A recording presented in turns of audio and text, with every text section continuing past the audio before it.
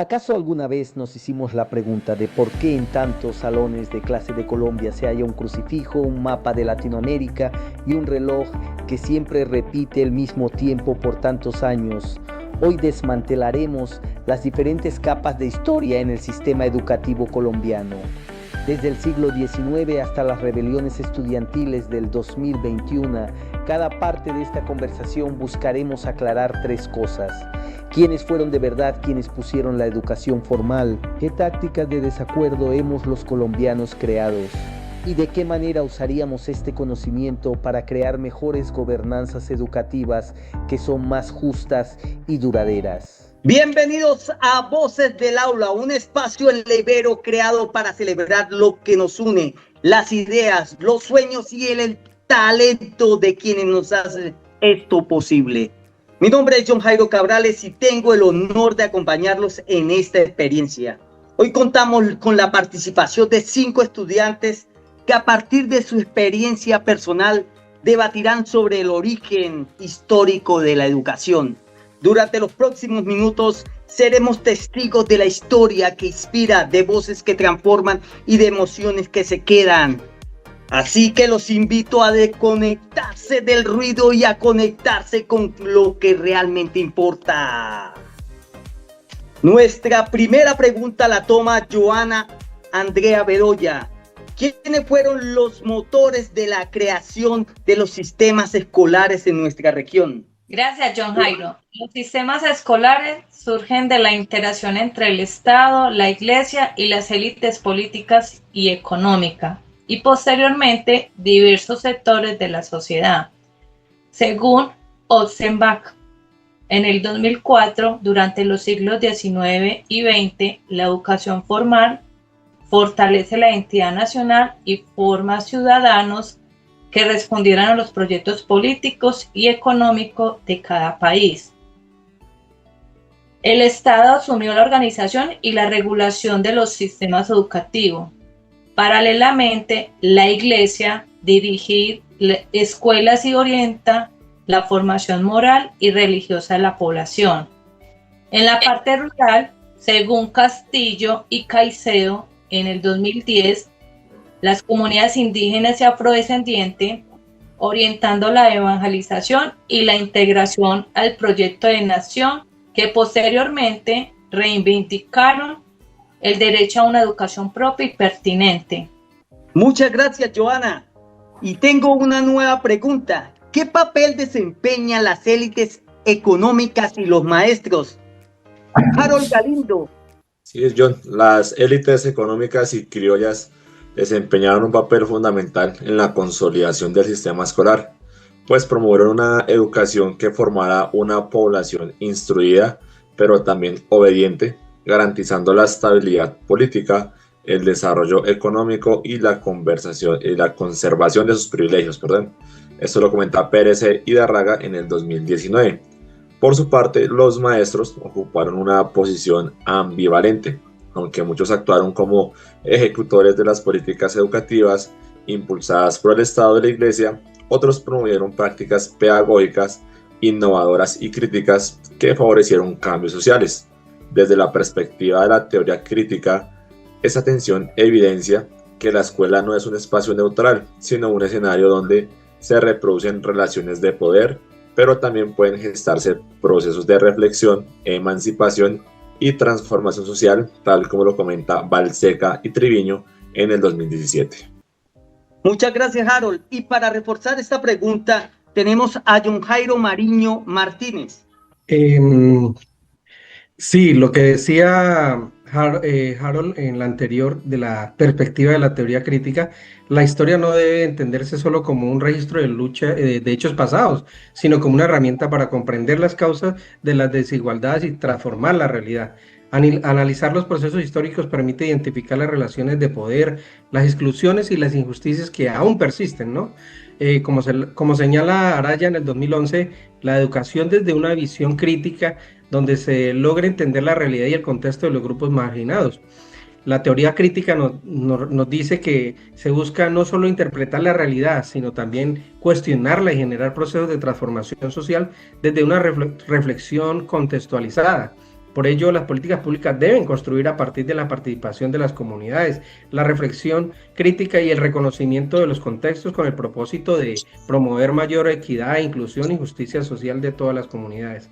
En Colombia, en mi país, las comunidades indígenas y los afrodescendientes han impulsado proyectos educativos propios como una estrategia para presentar su identidad cultural, fortalecer la autonomía y resistir los procesos históricos de exclusión. Como lo señala Pérez y Darraga, en el 2019 la educación colombiana ha estado marcada por múltiples transformaciones a lo largo de su desarrollo histórico, ¿no? Las cuales reflejan cambios sociales y culturales que han permitido el reconocimiento de la diversidad y el fortalecimiento de propuestas educativas propias, como nos lo dice de Zuluaga y Osenbras. Muchas gracias, John Jairo. O sea que quiere decir que el Estado, la Iglesia, las élites y las comunidades populares fueron simultáneamente creadores de campos de batalla en el sistema escolar. Tengo una nueva pregunta para Julio César Púa y dice así: ¿qué formas de resistencia hemos visto frente a políticas educativas impuestas, Julio? Bueno, sí, compañeros, para dar respuesta a esta pregunta, es muy importante tener en cuenta algunos eventos significativos a lo largo de la historia de la educación en nuestro país. Mediante mi intervención quisiera destacar algunos de estos. Primero que todo, recordar que en los años 40 se crearon las primeras organizaciones regionales de maestros en Colombia y la primera organización nacional se denominó la Asociación de Profesores de Secundaria, más conocida como la ACPES, pero estas fueron disueltas poco tiempo después debido a la influencia política de la época y a la fuerza opresora del Estado. Ya para el año de 1958 se dio otro de los episodios más importantes a nivel de la educación en Colombia y fue la creación de la Federación Colombiana de Educadores, de FECODE, cuando un colectivo hizo un gran esfuerzo por buscar la profesionalización del magisterio y convertir en defensa lo que significaba la educación pública. Bocanegra Costa, 2009, señala que la constitución de FECODE marcó el inicio de una resistencia organizada del magisterio colombiano frente a las decisiones estatales que limitaban los derechos laborales y profesionales de las personas que trabajan en educación. Entonces, todo lo que son los paros, todas las huelgas y todas esas formas de manifestación pacífica han dado sus frutos pese a la fuerza opresora de los gobiernos de turno. Y bueno, finalmente, pues agregar que hoy más que nunca debemos seguir en pie de lucha para trabajar arduamente en la defensa de la educación pública. Sobre todo, formar a las nuevas generaciones como verdaderos sujetos críticos de nuestra realidad histórica y actual. Qué aporte tan interesante. Pero tengo una pregunta. Hay ejemplos más recientes y quiero hacérsela a Honorio Chaverra Córdoba. Claro que sí. En la actualidad, el Estado sigue defendiendo políticas públicas, currículos y mecanismos de evaluación.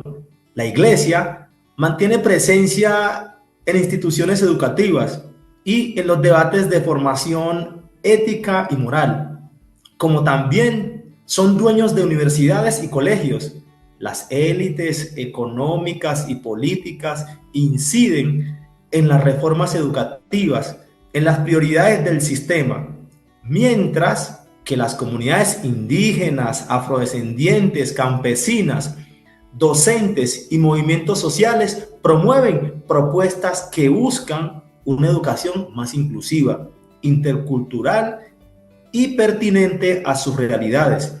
En este sentido, Vinimelis 2010 plantea que la educación no debe reducirse a formar capital humano para la economía, sino convertirse en un espacio de emancipación, donde el conocimiento contribuya al pensamiento crítico, la participación ciudadana y la transformación de las desigualdades sociales.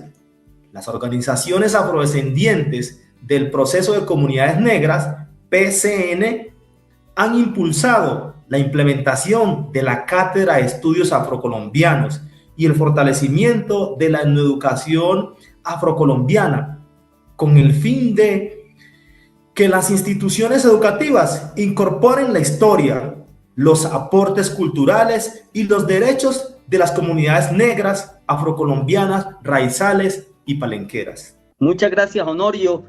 Tenemos también la intervención de Joana Andrea Bedoya, que va a fortalecer esta pregunta. Sí, compañero. También nos afirma Balseca y Triviño en el 2017 que de la teoría crítica de la Escuela de Frankfurt, la educación es entendida como un espacio de disputa entre relaciones de poder y proceso de transformación social, por lo que debe promover la justicia, la inclusión y el pensamiento crítico. El paro nacional universitario en el año 2018 evidenció la lucha en que estudiantes de universidades públicas exigieron mayor financiación para educación superior, logrando acuerdos con el gobierno para fortalecer los recursos de las universidades públicas. El Ministerio de Educación Nacional en el 2018 podemos ver que la minga indígena y la defensa del sistema educativo indígena propio se constituye una expresión actual de resistencia social en Colombia, impulsado por organizaciones indígenas que han luchado por una educación basada en su lengua, culturas y formas de aprendizaje, en diálogo y negociación con el Estado. Datos tomados de la página web del Ministerio de Educación Nacional en el departamento como el Cauca, Pichada, La Guajira y Amazonas. Han implementado escuelas propias que se conjugan con saberes ancestrales. Muchas gracias, Joana. Entonces, esto quiere decir que la resistencia se manifiesta en uniones, protestas, currículos y alternativas en una propuesta teórica crítica. Tenemos una nueva pregunta donde pasamos de la crítica a la acción y dice así: ¿cómo podemos emplear la historia para diseñar políticas más justas? Para eso nos la responde John Jairo Moriño Martínez. Sí, John Jairo. Si queremos que la educación no sea solo transmisión de contenidos, sino un acto de liberación, la pedagogía crítica es nuestra brújula, nuestro camino. En Maldonado 2008 nos dice en su obra Pedagogía Crítica que el rescate del desencanto europeo y que lo conecta con la acción crítica en América Latina. También Girón nos afirma en el 2013 que la historia del neoliberalismo es el capitalismo depredador donde se aumentan las desigualdades.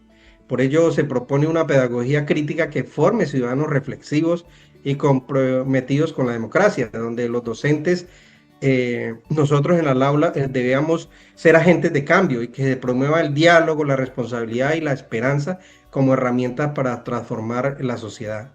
En otras palabras, se requieren analizar los intereses que han dado forma al sistema educativo, promover la participación de todos los sectores históricamente excluidos y construir currículos desde una perspectiva decolonial e intercultural que refleje la diversidad cultural y social del país. Desde mi territorio en el Bichada, esta perspectiva se está dando especialmente relevante por su diversidad cultural y étnica, y es necesario tener una pedagogía crítica intercultural que reconozca los saberes ancestrales, como decía la compañera, la diversidad cultural y las necesidades propias del territorio. Muchas gracias, John Jairo. Tengo otra pregunta. ¿Algún ejemplo concreto de implementación? Y va hacia Harold Galindo. Así es, John. Un ejemplo concreto es la incorporación de las tecnologías digitales en la educación. Tal como lo comenta Pérez y Darraga en el 2019, en el siglo XXI, la educación a distancia y la informática educativa se consolidaron como estrategias para fortalecer los procesos de enseñanza y aprendizaje. Su implementación ha ampliado las oportunidades de acceso al conocimiento y ha generado nuevas formas de participación e interacción entre docentes y estudiantes, siempre que su uso responda a las necesidades del contexto. Muy bien.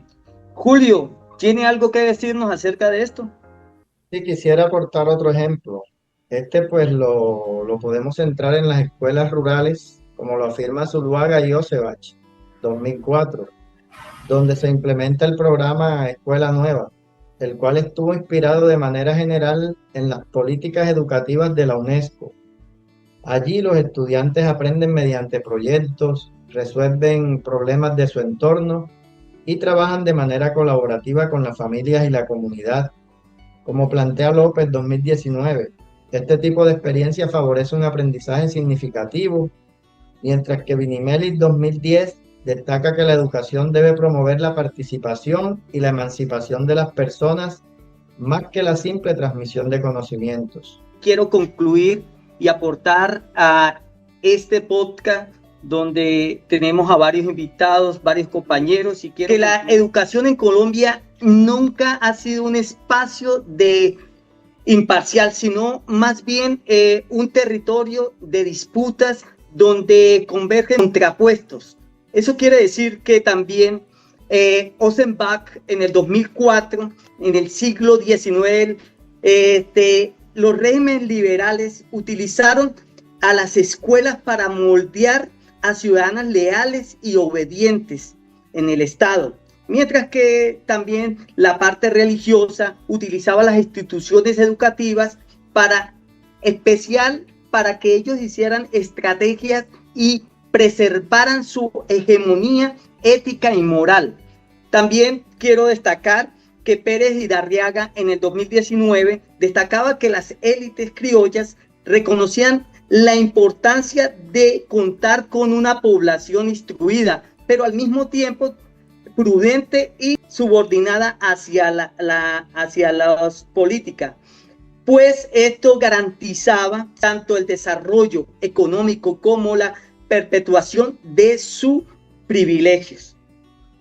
También los maestros, según estos autores, pues decían que los maestros estaban en un dilema, donde decían que obedecen ciegamente los mandatos de autoridades o dejaban de ser actores pasivos en un engranaje social para pasar al motor que impulsaba la evolución y el progreso de las comunidades, especialmente esto cuando adaptaban una metodología pedagógica moderna. De esos encuentros que ustedes hablaron, de todo ese recuento, pues me llamó la atención donde un profesor que, a pesar de querer, porque a los años 40, necesidad de perder también, arriesgar su trabajo, ¿sí?, se unió a las primeras organizaciones docentes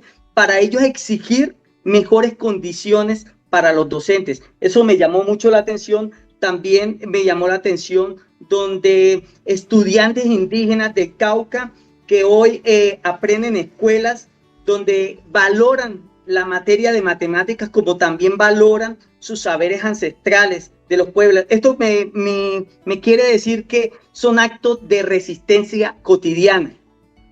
Y para culminar, pues le doy la palabra a Honorio Córdoba, que nos culminaría con las conclusiones. Muchas gracias, compañero.